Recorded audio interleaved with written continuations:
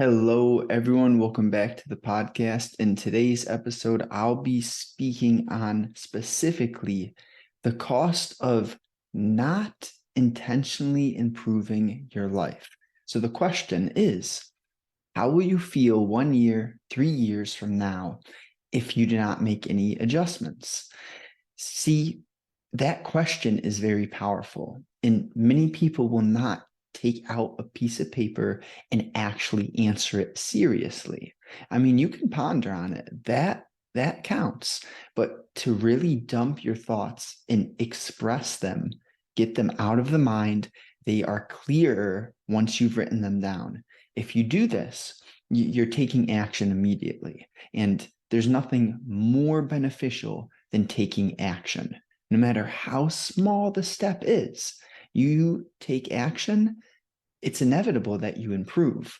As long as you reflect, you're consistent, you have faith, and you take action. The concept that your life has to get worse before it gets better is interesting. Like, let's unravel that. What it means is when you reside in your comfort zone, usually you're numb and your life doesn't feel horrible, but you know there's something wrong. Internally, you may have this feeling that is just numb and you're lacking meaning and purpose. You don't know why you're truly getting up every day, and therefore you're not enthusiastic and you have low energy. If this at all resonates with you, it's time to take a deeper look at who you are and to begin to unravel your natural interest, your curiosities, and the cost of not making any sort of adjustments. See, the trouble comes down to this, that many humans are distracted and they don't take time to reflect upon how they feel internally. They don't know how they feel internally because they are consistently distracted, surrounded with average individuals. This is a trap that I was caught in for years when I was a bit younger. Being in a mediocre relationship, many relationships are simply just two people settling together. It's not true love. It's not at all true love. It's more so an attachment, a narcissistic circle of it's not a value exchange. It's these lower frequency emotions like jealousy and this need to have someone around, this codependency. If you at all align with those emotions or feelings, take an honest look at your relationships, not just your intimate ones, but your average friendships. If there is not some deep interest in fulfilling your potential together, there is something off. And only you can figure that out. See, I never say something that you don't know. Everything that I say, you know. It's just rather you're not fully aware of the depth of your wisdom because internally these things, these concepts, ideas, healthy adjustments, they're quite basic and they're very sensible. But the trouble is that society programs the average Joe in a way where they have their understanding of health and what a overall enjoyable life is totally flipped upside down. See, society promotes low frequency actions and thought patterns like these cravings, these addictions, these external stimulations that you will seek. Rather, the truest confidence, strength, and joy, it comes from doing this internal work. What the podcast is called Rewiring the Mind. Soon it'll be named Finding Freedom. But those two ideas are tightly correlated. You find freedom through rewiring your mind.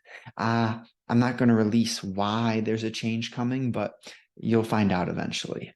And it's exciting. It's a great thing coming. What choice are you going to make? Because there is the pain of discipline and there's the pain of regret. One is everlasting and infinite. You ask the question, what if? And you will not get an answer. See, that's the regret. That's when you chose to let your rational, overthinking mind take over in the situation. And some of the hardest moments are the most fulfilling. For a very basic example, I had this strong urge to go up and speak with some ladies. And it was this internal battle that was just eating me away. Part of me said, oh, that's scary. I don't want to do that. And then another part of me just knew that was exactly what I had to do. See, I don't know if you've heard of the King Arthur story, but essentially, these knights, they went into the darkest part of the forest because the concept that we unravel is on the other side of your fear is exactly what you need. And guess what? I didn't get rejected. Things didn't go as well. I'm not going to say as planned. Point is, they both had boyfriends, and that's totally fine. The reality is, I chose to overcome my fear. And doesn't matter what the outcome is. What matters is the effort, the decision that you make. And after doing that, I felt so free. Like it was such a powerful, amazing feeling to know that I was intimidated and scared to go and do something. And then I overcame it and did it. See, I can almost guarantee that you've at least had this sort of experience once in your life. Another example is joining football and playing football. I ended up becoming a good football player, like the MVP of my team, my senior year and my junior year. See, I don't say that to brag. I say that to express the truth, which is when I first considered playing, it was scary, intimidating. But again, that theme, usually the scary decisions are going to be the most important, fulfilling, and powerfully life-changing choices that you can make in your life. So another way to word this would be life is counterintuitive and paradoxical. Usually that which is easy in the moment is going to be hard in the long term. What that means is when you do something which is easy in the moment, usually you're filled with shame, guilt, or regret later down the road. And when you do the hard, challenging thing in the moment, overcoming your emotions, that internal resistance, it could be, I don't have to give examples, but like doing work, going up to ladies, choosing healthy food over junk food, etc. There's so many different specific scenarios for this bigger picture concept. So if you haven't caught on yet, one of the most powerful ways to share wisdom or insight is to talk from the bigger picture concepts. See, when you get too specific in granular, you limit the reach of what you're trying to share. But if you can learn how to teach through principles and generalized concepts that are very widely applicable to many different humans' lives, independent of where they're born, what color skin they are, etc. All these basic low-level physical differences. See, that stuff doesn't matter. The truth is we all have the mind, and the mind is the key to life. Many of our minds are working on a super similar frequency. And of course, there are slight differences. Of course, life is very nuanced, but the theme is that there are going to be habits and ideas, concepts, principles that you can apply to almost any human, and it will improve their lives. One very simple one that I love, it's said in different ways throughout every religion on this realm, is You reap what you sow. You get what you give. The idea of karma. And that's a big one. So next time you consider doing something immature like littering or being rude to someone, think again, because it's not that you're harming them. You are harming yourself through doing low frequency, foolish actions. A beautiful idea that was very helpful for me in my past is learning how to transmute negative emotion into fuel to become better. And there's a fine line. It's not to beat this person or do something in that manner. Rather, it's, let's say, you've been disrespected or someone has hurt your feelings. You can take that emotion and use it as a source of energy to grow in whatever area you're looking to improve upon. For me personally, sports was it.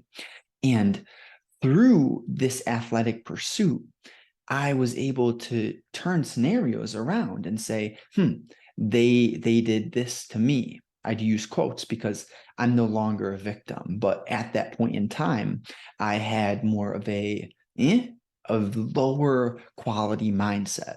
So I took on that role. But at the same time, I didn't just back down and, sit down. I actually said, they did this to me, so I'm going to use that frustration and become better through it. And this is not a tool that I recommend using forever.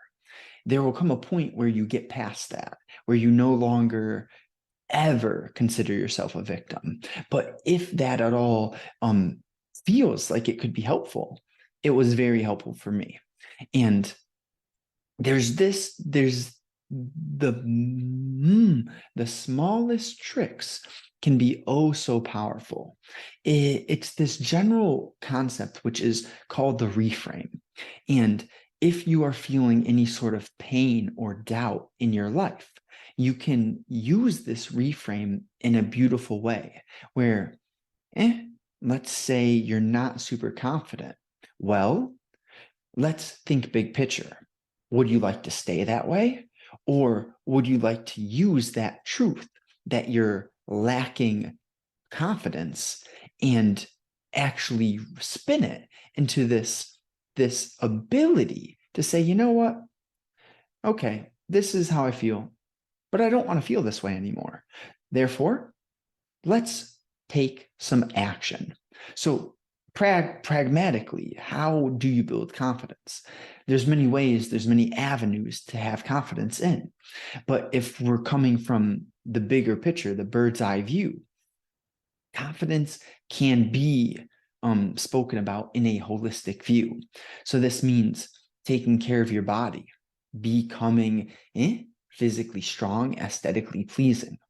This involves many different things, nutrition and education on hygiene and chemicals. Like, that's very deep. I'll leave it there, honestly. But another area, your career, your education, your ability to communicate with others. Those are all important. How do you improve that? First, you admit that you're not where you want to be in those categories. See, you cannot improve anything that you don't first accept can be improved. So that's a big thing with people who are in pain and doubt. Usually they're stuck in a cycle, which is denial. They will not admit to themselves where the root cause of their insecurity is coming from. Oh boy, this is a lot of people. And I've been there. This is the only reason I can talk about what I speak about is because I've been there. It's not like I'm saying, oh, these people are this, these people are that.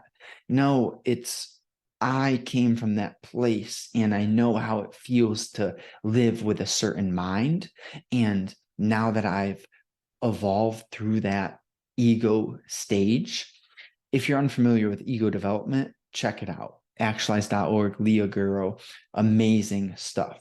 But once you transcend a certain ego development stage, you can begin to see how you used to think when you come across certain egos or people or individuals, all the same thing for all three different ways of saying the same thing: ego, individuals, and people, same thing.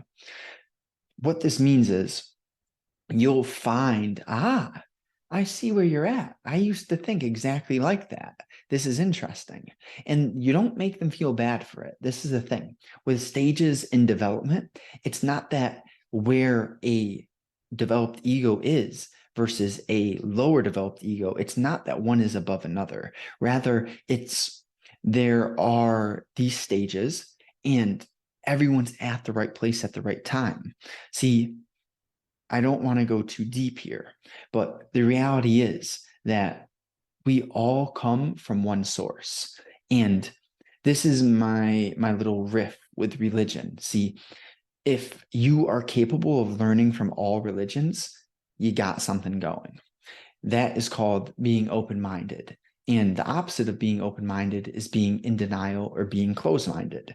And being closed-minded is probably the biggest cancer to all of humanity. Individuals who think they're right all the time, who can't listen to other viewpoints, which don't immediately agree with them. See, that's deep right there. And it's troubling because these people, they have potential if they would just understand that there are many mountaintops and there are many routes to each mountaintop. So it doesn't have to be my way. And you do not have to believe what I say. Everything that I say is simply my direct experience. And if it aligns with your direct experience, then maybe you listen and you're interested. That's cool.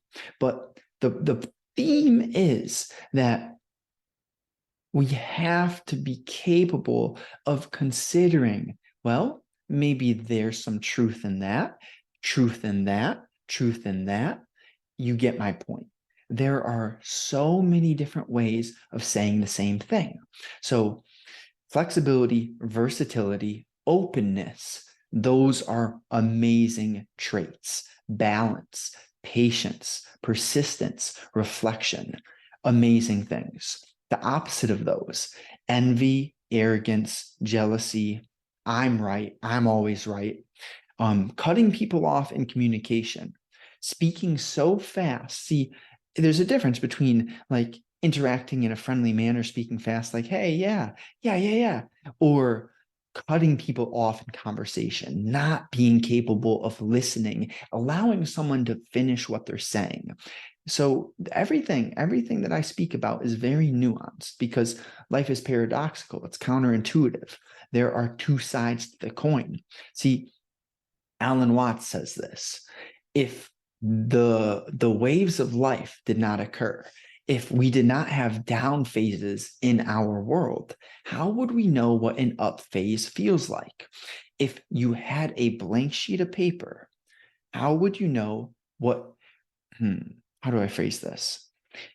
Without seeing what a blank sheet of paper looks like, you would never know what a book, what amazing amounts of wisdom is filled within a book. So the theme is there's both sides. There are spectrums to everything, and we need those spectrums. Without the spectrums, we would be drastically confused. We would not understand the game. So I know it's deep, but when you learn how to accept reality for what it is, not wanting to change everything all the time, but realizing, okay, we need darkness to appreciate light. If I was not broken at one point, I could not understand what being healed feels like. If I was not unhealthy at one point, I wouldn't understand what health feels like, etc., etc. This stuff is great. I mentioned balance earlier, and we can expand upon that because what my perception is framed as is a big picture understanding, meaning that I am looking through this lens of aiming to reduce the amount of suffering in the totality of our world. See, and you do this through becoming a more aware individual, because, okay, there is the ripple effect. You throw the pebble in the pond and it ripples. And what that means is you, on an individual level, how you show up every day, how you treat people, how you carry yourself, just your overall energy, your way of carrying yourself. I said that. It is so important to understand that you have a massive impact. And this is coming from that lens. I'm not saying that you treat someone a certain way and, something ridiculous is going to happen. Rather, I'm saying that as you improve as a person throughout time, life is about compounding. So you improve, you improve, you improve.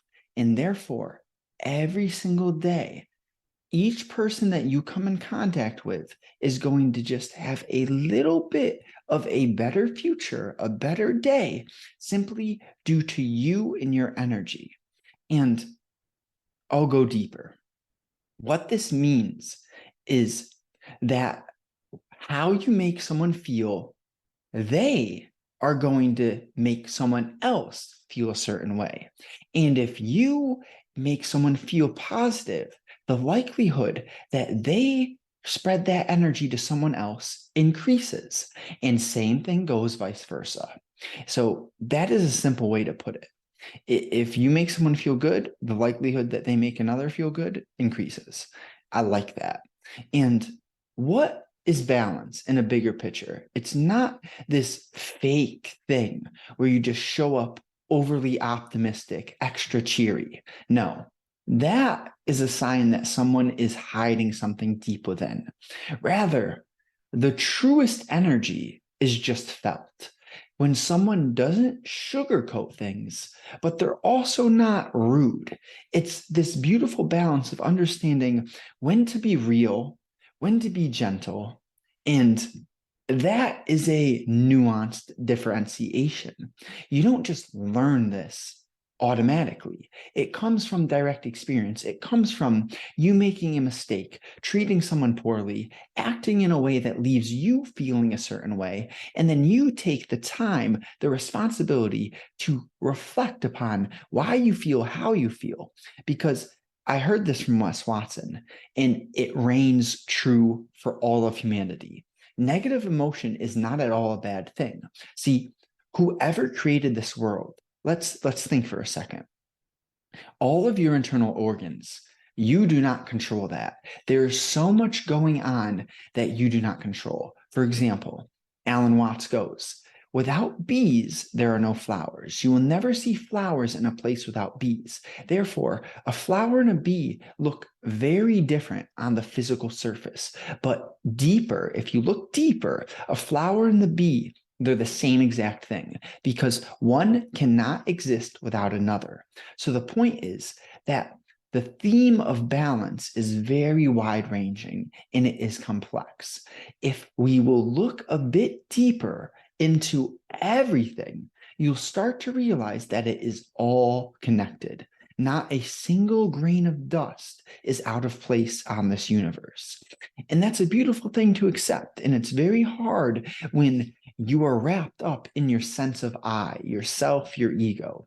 But if you go a bit deeper, if you will just think big picture, like the power of a tsunami, a volcano, a tornado, a hurricane, who makes this stuff? It's the universe. And therefore, for example, here's another one I like. You can choose to blink, right? I'm blinking. But then you also blink unconsciously. So there's something going on there. I'm just getting at the deeper truth of what we are. See, we're not human doings. We are human beings. Emphasis word being. What does that mean? There is no past. There is no future. All there is this present moment right here, right now. And This is the secret to enjoying your life more. Learning how to focus your attention on what is right now. Less pondering, less rational thinking, and more understanding of how to be present. You be present through understanding physical sensations, through feeling your breath. For example, this happens to me, and I'm very aware of it.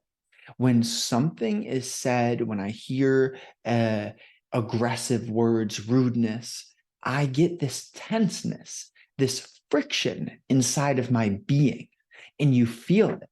And if you're aware of it, you can heal yourself and get back to a loose, fun, playful spirit by channeling your focus on the now, which is a simple way to say that is to focus your attention on your breath, to breathe in a way that is relaxed. And that is how I can speak to you like this in this manner, is because I'm coming from such a centered place that I have no envy or guilt or shame. I don't have these low frequency emotions in my being at this current moment. And therefore, you can hear it in my tone of voice. If you listen closely, that my tone of voice is very gentle, it's free flowing, there is no friction.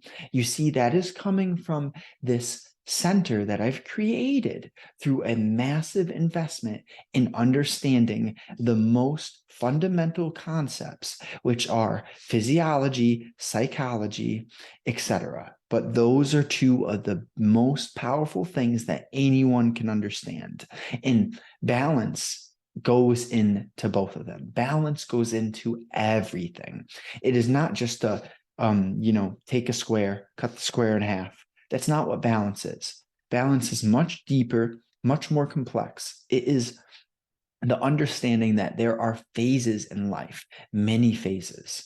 And if you're curious about the phases of life, check out Leo Gura's video, actualize.org, on, I think, the chapters of life. It is a beautiful breakdown, and it will show you, you'll resonate. It's very generalized, but not generalized in this loose sense. It's a beautiful balance. Like, you will hear some things in that video where you're like, I could apply that. I could apply that. So if you enjoy what you've heard so far, you can shoot me a DM on Twitter. I'll link in bio or link in description. And there is this concept, which is the stages, not of life, but stages of mind. You are either surviving, well, the first one is being a victim, surviving, thriving. And let's think about that. Like, where are you right now? Do you see yourself as life is happening to you? Someone hurt your feelings? Someone made you feel a certain way? You're stuck in the lowest mindset, which is victimhood.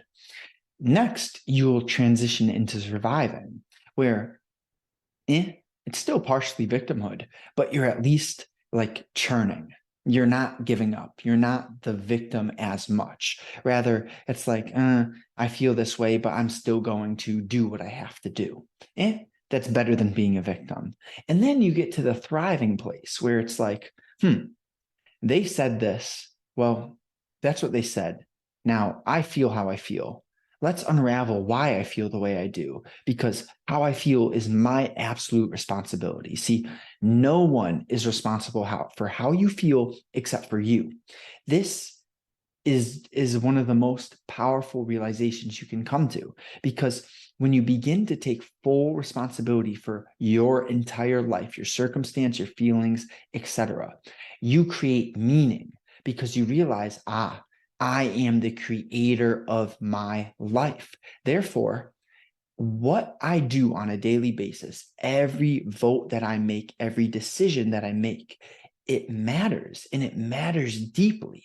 See, there's this saying, and it's true. If you're sailing a ship and you have your compass 1 degree off, when you go that whole mission, if it's 1 degree off, one decision you will be off course. And what I mean there is your choices matter. I'm not saying that mistakes are bad. I'm not saying that you should be hard on yourself. No, what I'm saying is when you feel a certain way, you should reflect upon why you feel that way and realize, come to this understanding that, I'm responsible for feeling that way. See, that is empowering. It is insightful because then you realize, if I can figure out how to become more aware, how to notice my emotions before before you lose your cool. See, usually anger is this thing which grips you. It's like you lash out and then you realize, I regret that. But if you can notice your anger, that emotion in your body before you make a mistake, that's powerful. So I'll conclude here one more time. 1 year from now, 3 years from now, if you do not make drastic or slight improvements at the very least, how are you going to feel about yourself? I know for me, even though I'm not in a bad place right now, I would be quite disappointed. So where that comes down to is there's two routes, really. You can take the slow route, which is trial and error. It's okay to do this, especially when you're younger, when you don't have the funds to invest in yourself, when you are just beginning your self-improvement journey. I think trial and error is the route there. But there comes a point where you say, I'm growing. I found some people that I really love what they're doing, their content. And therefore, there might be an opportunity for me to learn from them. You see, I've invested multiple, over 10,000, over 15,000 into the improvement of my mind through paying people whom I respect and trust. And you know what? It's paid off. It's paid off greatly. In the moment, I was very nervous. I'm like, this is a hard decision. Like I said earlier, usually the hardest decisions in the moment are amazing for your long-term future. So if you like what I have to say, if you resonate with who I am, with how I express myself, I have an opportunity for you. And it's not guaranteed. There are limited slots, limited time. That being said, I will say this one more time. Link will be in description. Shoot me a message. Let's chat. Let's see if we resonate, if we mesh. If we do, we can take it from there. I hope this was helpful. Truly, I appreciate your attention. I appreciate you taking the time to invest in the capacity, the improvement of your mind, because there is no better ROI than investing in your mind. So much love. Hope you have a great day.